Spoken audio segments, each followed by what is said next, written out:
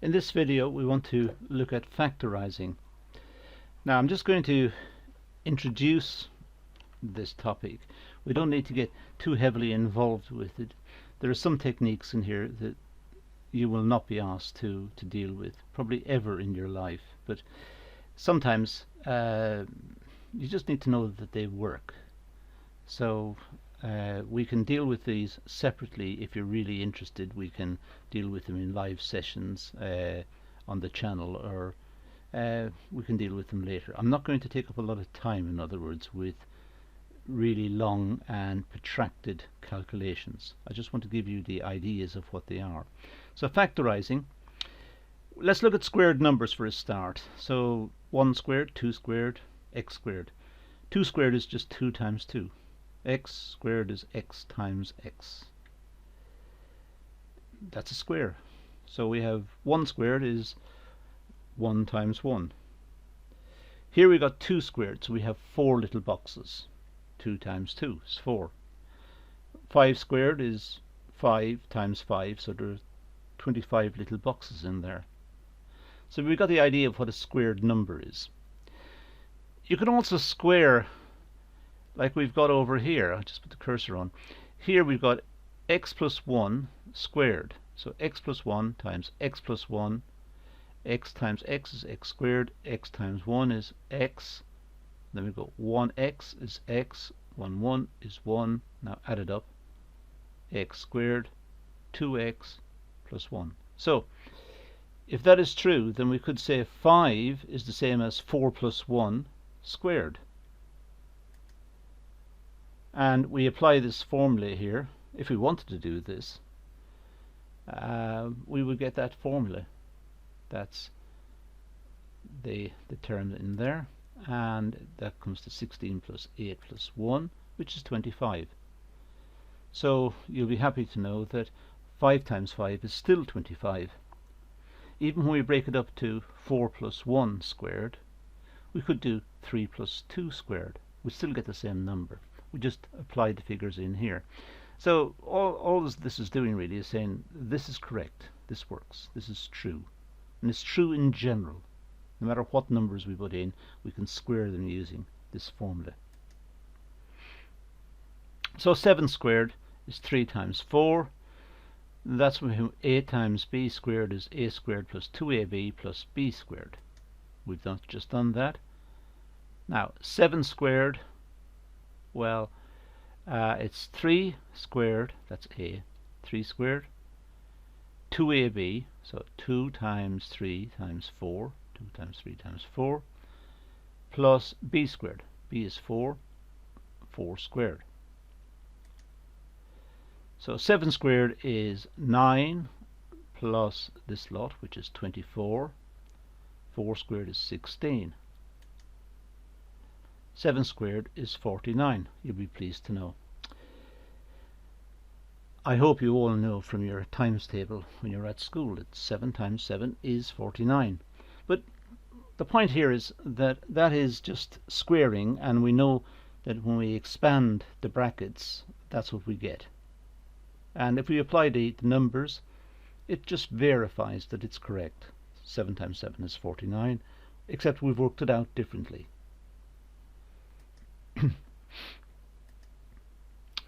Now this is something I'm not going to spend a lot of time on, algebraic multiplication, and the reason is it's long and protracted, and or it can be, depending on how many terms we've got. The expression I've got on the screen at the moment is very big, and the answer will be very, very big, and you will not be asked to do this ever. But I'm just trying to illustrate that it can be done. That's the only purpose of this. I'm only going to do, say, one term here. We'll take the first term. What we do is we multiply by minus 2 x to the power of 4, and when we do that, we get these. Minus 2 times minus 3 is 6 plus 6. X to the power of 4 times x to the power of 5 is x to the power of 9. So we get the first term. Then we do the second one. Minus 2 times plus 4 is minus 8. X to the power of 4 times x to the power of 3 is x to the power of 7. Now you've got the idea. we do that for each term across. And we get 1, 2, 3, 4. We get 1, 2, 3, 4. We got 4 terms.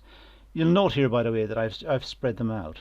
That's not me being untidy. I've spread them out deliberately because we might have and we will in fact have an x to the 8, x to the power of 8, which will go in here, and an x to the power of 5 that will go here, x to the power of 3, x to the power of 2, and so on. But I'm just going to skip through how to do this. I mean, essentially what we do is we multiply by the first term, then we multiply by the second term. So minus 3 x to the power of 5 times x cubed. Well, that's minus because it's minus times a plus, which is a minus. X to the power of 5 times x cubed is x to the power of 8. Add the exponents. Add the 5 and the 3 and you get 8.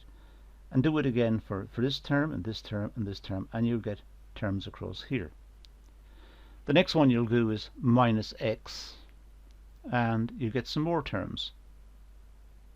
And you can see, by the way, that the gaps I had earlier are starting to fill out now. And then finally we'll get that term. Now we've multiplied by the first number across here, the second number, which gives us the second row, the third number, which gives us the third row, and the plus 2 at the end gives us this just doubled down here. Now add it up and we're going to get something like that. And that's why you will never be asked to do a calculation like this, because it is, well, it's tedious and it doesn't really do a lot for us. But I just wanted to show you that it can be done, and that when you see multiplication in algebra, it is valid. It has got its own procedure, its own rules and regulations, and that's how it's done. Excuse me. We could also, of course, we can divide, and that's even worse. I mean, I've given a very big expression here, divided by this one. In fact, if we go back to the multiplication, it should look familiar. So I've just taken the result of the multiplication and divide by one of the terms. I'm not going to do it. It's straightforward. This one is so long I had to put it at an angle. It wouldn't fit up here. It would fall off the slide. So I just put it at an angle. This one is again, it's horrendously large. So, but if we were going to do it, if someone forced us into doing it, we would start with 3x to the power of 5 minus 3x to the power of 5 into 6x to the power of 9. Well, that goes in minus 2. Minus 2 times 3 is minus 2 times minus 3 is plus 6. X to the power of 5 times x to the power of 4 is x to the power of 9. It gives us the first term. And then we'll multiply the second term and we'll get this one, and the third term we'll get this one, and the fourth term it'll be 5 minus 2 minus 10. When you multiply it, 5 times minus 2 minus 10, x to the power of 4, and there it is there. Excuse me. So what you'll do now is subtract, and you'll get something like that. And now you can do another term, and this time it'll be x cubed, because x cubed times 3 x to the power of 5 will be minus 3 x to the power of 8, and so it'll get rid of the 8s, and we have this lot over here. And when you divide, when you subtract, you'll get something like this. And we just continue to do it across, just moving across all the time and subtracting, and eventually we'll get to a term where it'll go to 0. It doesn't always go to 0. Sometimes we'll have a remainder, and that really is awkward. In algebra, that's not nice. So the point I'm trying to illustrate here is that it can be done. We can have algebraic division, and that's the procedure we would use to do it. We don't do it in practice because, as you can see from the screen, it's a lot of computation. It's a lot of figures and numbers, and it's easy to make mistakes through. And I hope I haven't made any mistakes here, but I may have. I don't know. But the point is, these are big calculations, and we don't need to get involved with those. So we just, the point is we're just going to leave them and say it can be done. Now let's go back to squaring, which is much easier. We got a plus b squared is equal to a squared plus 2ab plus b squared. Now if we multiply a plus b, we get this. We've done this before. So a times a is a squared, ab is ab, and now we do the b. ba is ab, same thing. ba and ab is the same. b times b is b squared. Add up, we got a squared plus 2ab plus b squared, as we had before. So we've got that. If we take a squared minus ab, we'd multiply by this, and you can see it's essentially the same, except we've got a minus sign in here. So now we have a squared minus ab, then we got minus ab again, plus b squared. Minus b times minus b is plus b squared. Added up, we've got a squared minus 2ab plus b squared. So if it's a plus b squared, it's all pluses. If it's a minus b, we've got this minus term here.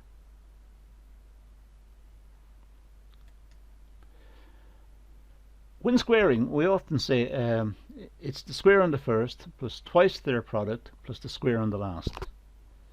And many school children will recognize that expression. We say it's the square on the first plus twice their product plus the square on the last. So the square on the first, a is the first, so the square on the first plus twice their product, so it's ab, twice the product, ab, 2ab, twice the product, plus the square on the last. And if we're squaring this, we say the square on the first minus twice their product plus the square on the last. You don't need to remember that either, but that's what is commonly used to remember it. Down here we've got the square on the first plus twice their product, so it's m3, that's the product, twice the product is 6m, there you are, 6m, plus the square on the last. So in this case we haven't got an a and a b or two letters, we've got a letter and a number, m plus 3, and we get that. We apply the rule here. We say the square on the first, m squared, plus twice their product. Well, the product of m and 3 is 3m. Now twice that is 6m, plus the square on the last, which is 9. And we can also deal with the minus sign. So it's the square on the first minus twice their product, plus the square on the last. It's the same format.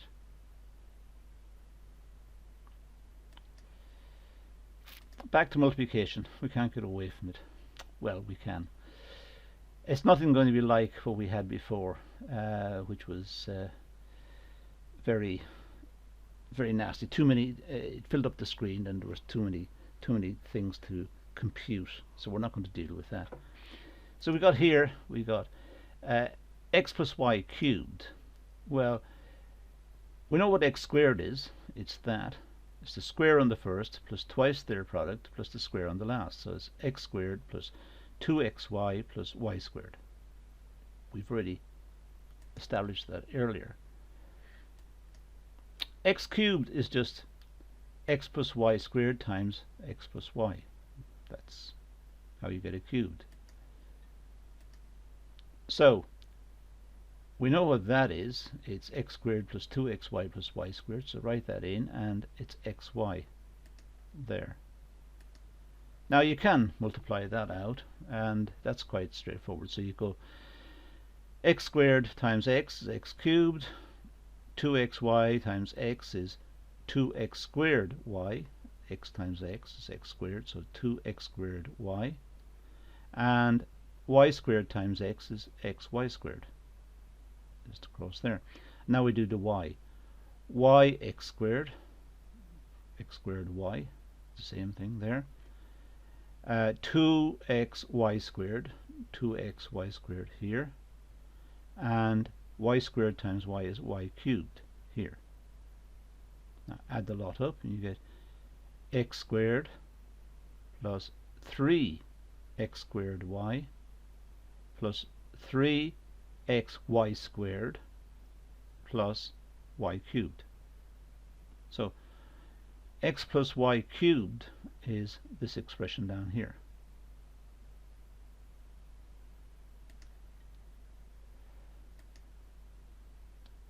So what is x minus y? Well, we know what x minus y squared is. It's this one here we had before.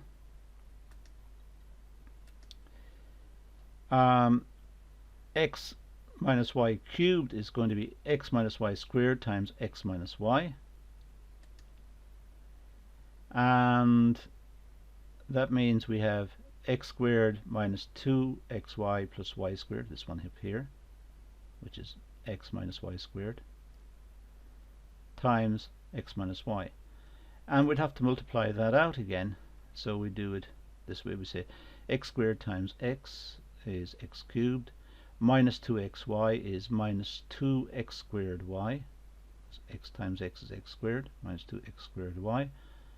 And it's x y squared there. Now multiply the other way. So it's x squared minus y. So it's minus x squared y plus 2xy squared. There, minus times minus, and minus 2xy times y is minus, sorry, is 2xy squared, and minus y times plus y squared is minus y cubed. Add it all up and you've got x cubed minus 3x squared y plus 3xy squared minus y cubed. And you can just look over here, you can see that by having a minus sign instead of a plus, it's just changed two of these signs into minuses. So there we've got that. So this class is nothing to worry about. It's just showing you that algebra does work. You won't be asked to, generally speaking, do a lot of multiplication or division or a lot of the frightening stuff we just seen in the video. I just wanted to put it up to say that's it. It does work. It's there, and that's how it pans out. But that's all I'm going to do with this video. So that's our talk on factorizing. Yeah, there's another video on factorizing that I'll put up as well. But let's leave it at that for the moment and say thank you for watching.